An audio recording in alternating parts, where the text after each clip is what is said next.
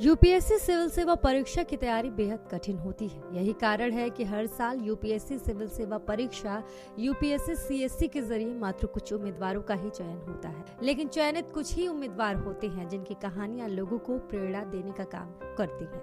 कुछ ऐसी ही कहानी है साल 2011 में यूपीएससी परीक्षा पास कर 226वां रैंक हासिल करने वाले आईपीएस अधिकारी मोहम्मद अली शिहाब आईपीएस की। शिहाब आईपीएस मोहम्मद अली मूल रूप से केरल के मलप्पुरम जिले के गांव एडवानापार्रा के रहने वाले हैं। उनका जन्म 15 मार्च 1980 को हुआ। शिहाब का बचपन बेहद मुश्किल से बीता।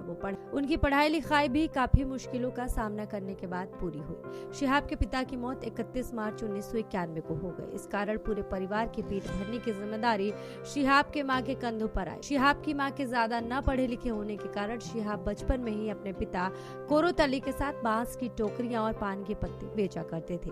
31 मार्च 1991 को किसी बीमारी के कारण शिहाब के पिता की मृत्यु हो गई। इसके बाद परिवार की जिम्मेदारी शिहाब की मां के कंधों पर आ गई। पिता की मौत हो जाने के कारण शिहाब की मां ने शिहाब, उनके बड़े भाई और छोटी बहन को मुस्लिम अनाथालय में भेज दिया। शिहाब ने अनाथालय से ही कक्षा 12वीं की परीक्षा पास की। शिहाब ने लगभग जीवन के 10 साल अनाथालय में बिताए।